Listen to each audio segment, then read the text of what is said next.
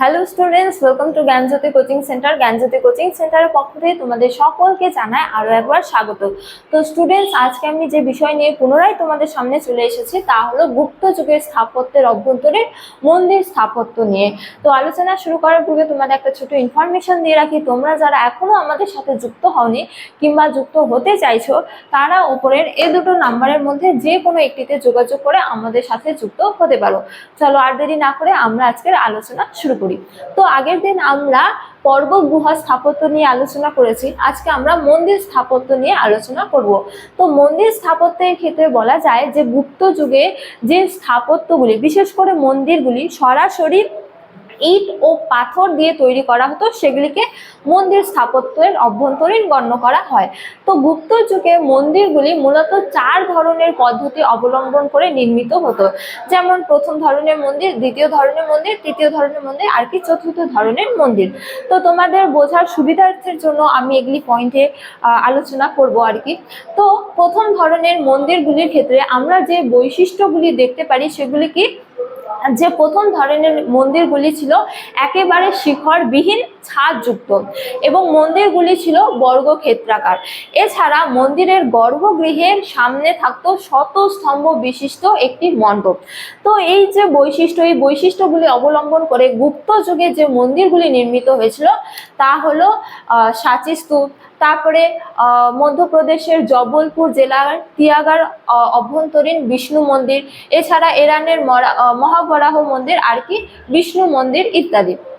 তো দ্বিতীয় ধরনের মন্দিরের ক্ষেত্রে আমরা কি ধরনের বৈশিষ্ট্য দেখতে পারি তা হলো যে দ্বিতীয় ধরনের মন্দিরগুলিও ছিল মূলত শিখরবিহীন ছাদযুক্ত।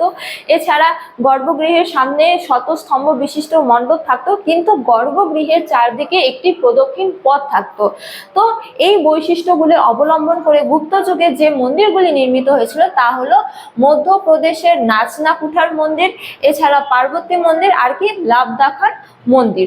এছাড়া তারপরে হলো হচ্ছে যে তৃতীয় ধরনের মন্দির। তো তৃতীয় ধরনের মন্দিরের ক্ষেত্রে আমরা কি কি বৈশিষ্ট্য দেখতে পারি, তো এক্ষেত্রে বলা যায় যে তৃতীয় ধরনের মন্দিরগুলি মূলত ছিল উঁচু নিচু শিখরযুক্ত, অর্থাৎ ছোট বড় শিখরযুক্ত ছিল এবং এই মন্দিরগুলি ছিল বর্গক্ষেত্রাকার কখনো বা আয়তক্ষেত্রাকার। এছাড়া এই তৃতীয় ধরনের মন্দিরের গর্ভগৃহের চারদিকেও একটি প্রদক্ষিণ পথ থাকতো।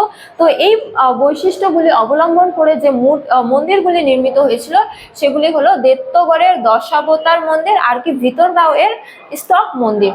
তারপরে চতুর্থ ধরনের মন্দির, তো এক্ষেত্রে বলা যায় যে এই চতুর্থ ধরনের মন্দিরগুলির প্রধান বৈশিষ্ট্য হলো এই মন্দিরগুলি ছিল আয়তক্ষেত্রাকার।